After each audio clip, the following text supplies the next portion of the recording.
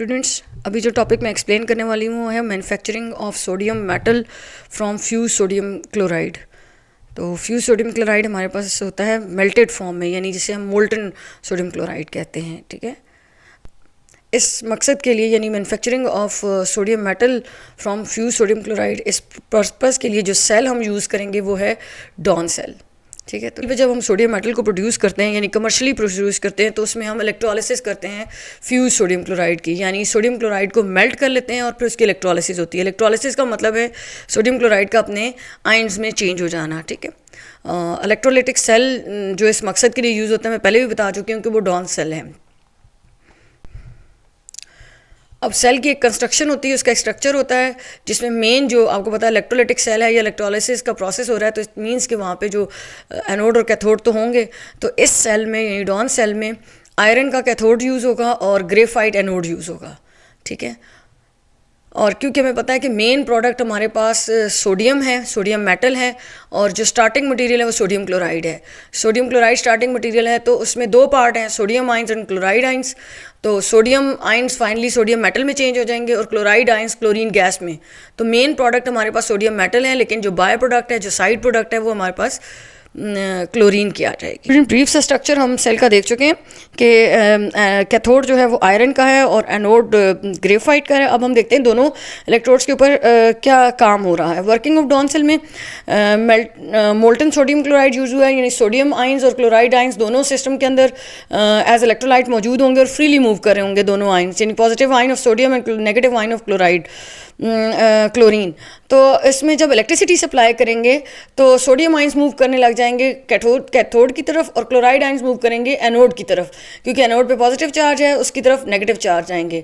तो अब यहाँ पर फर्स्ट पॉइंट देखें, in molten sodium chloride sodium ions and chloride ions are free to move about. और सेकंड पॉइंट देखिए, under the influence of electric current sodium ions move towards the cathode and chloride ions move toward the anode. ठीक है, तो अब anode और cathode पे reaction कौन से होंगे। एनोड के ऊपर देखें क्लोरीन है, क्लोरीन गैस, यानी क्लोराइड आइंस किसकी तरफ जा रहे हैं, पॉजिटिव ग्रेफाइट एनोड की तरफ, और वहाँ जाकर वो आइंस हैं तो वो इलेक्ट्रॉन लॉस कर रहे हैं और वो क्लोरीन गैस में चेंज होंगे। क्लोराइड आइंस अपने इलेक्ट्रॉन लॉस करेंगे और क्लोरीन गैस में चेंज हो जाएंगे, और ये प्रोसेस होगा ऑक्सीडेशन का। ग्रेफाइट पॉजिटिव एनोड है, उसकी तरफ नेगेटिव चार्जेस यानी कि क्लोराइड आइंस मूव करेंगे और वो अपने इलेक्ट्रॉन लॉस करेंगे और प्रोसेस हो जाएगा ऑक्सीडेशन का।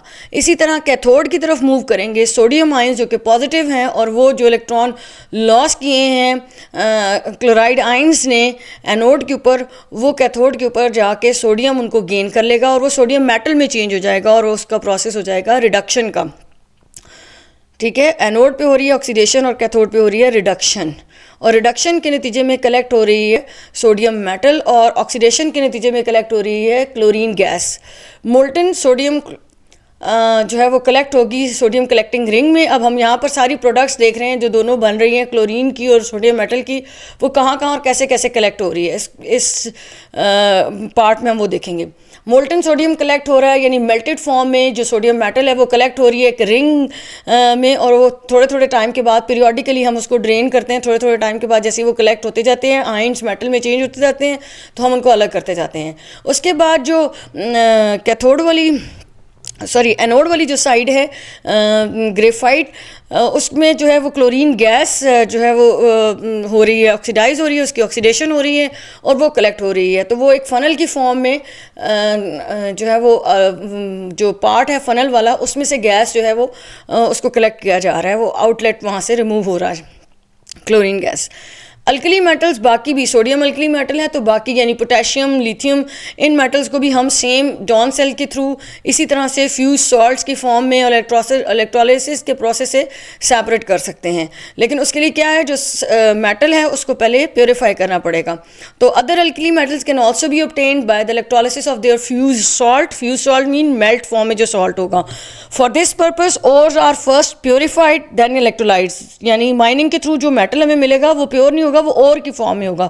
तो पहले हमने उसको क्या करना है, प्योरीफाई करना है, और फिर इस तरह इलेक्ट्रोलिसिस करनी है और फिर मेटल को मेल्ट फॉर्म में अलग कर लेना है। अभी इसी सेम चीज़ को मैं आपको डायग्राम के थ्रू एक्सप्लेन करती हूँ। डॉन सेल का स्ट्रक्चर और फंक्शन इस डायग्राम के थ्रू मैं आपको एक्सप्लेन करने लगी हूँ। डायग्राम आपको नज़र आ रही है, तो डायग्राम को में आपको एक जो कंटेनर है उसका एक सेक्शन नज़र आ रहा है, एक पोर्शन नज़र आ रहा है जिसमें चीज़ें आपको कंप्लीट नहीं, मतलब उनका एक व्यू, एक साइड व्यू आपको नज़र आ रहा है, ठीक है। अच्छा, यहाँ पर सबसे पहले देखें कि ये कंटेनर है और कंटेनर में यहाँ से हम जो है वो जो मटेरियल है वो ऐड करें। अब मटेरियल कौन सा है? वो है हमारे पास मोल्टन सोडियम क्लोराइड, यानी फ्यूज सोडियम क्लोराइड जो है वो इसके अंदर यूज़ होगा, ठीक है। अब फ्यूज सोडियम क्लोराइड में आपको पता है कि सोडियम क्लोराइड की जो फ्यूज फॉर्म है या मोल्टन फॉर्म है वो आइंस में चेंज हो जाती है, यानी यहाँ पे सोडियम क्लोराइड इटसेल्फ भी क्या किस चीज़ के तौर पे यूज़ हो रहा है? एज इलेक्ट्रोलाइट यूज़ हो रहा है, ठीक है। यहाँ से हम इसको इंट्रोड्यूस करवा देंगे। उसके बाद ये आपको फनल वाला जो एरिया नज़र आ रहा है, क्योंकि सोडियम क्लोराइड यूज़ हो रहा है तो सोडियम, हमारी रिक्वायरमेंट है सोडियम मेटल, लेकिन जैसे ही क्योंकि हम सोडियम क्लोराइड यूज़ कर रहे हैं तो सोडियम मेटल तो हमें मिल जाएगा, लेकिन उसके साथ साथ हमें एक बाय प्रोडक्ट मिलेगी क्लोरीन गैस की, यानी ये जो क्लोराइड है ये फाइनली क्लोरीन गैस में चेंज हो जाएगा, जबकि ये सोडियम जो है वो चेंज हो जाएगा सोडियम मेटल में, ठीक है।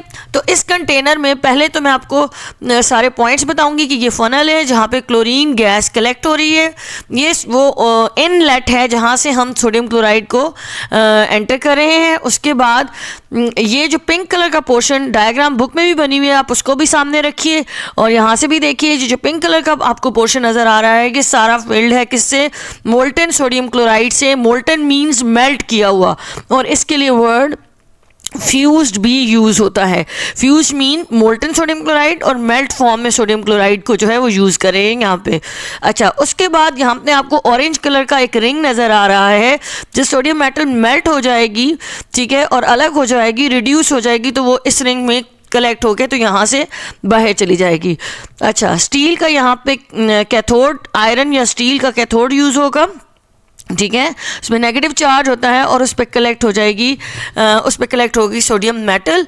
और उसके बाद ग्रेफाइट का यहाँ पे एनोड है जिस पे कि पॉजिटिव चार्ज है और यहाँ पर क्लोरीन गैस कलेक्ट होगी, यानी ये डिफरेंट पार्ट्स हैं और कहाँ पर कौन सी चीज़ मौजूद है ये मैंने आपको इस उसमें अभी सारी डिस्कशन में बताया है।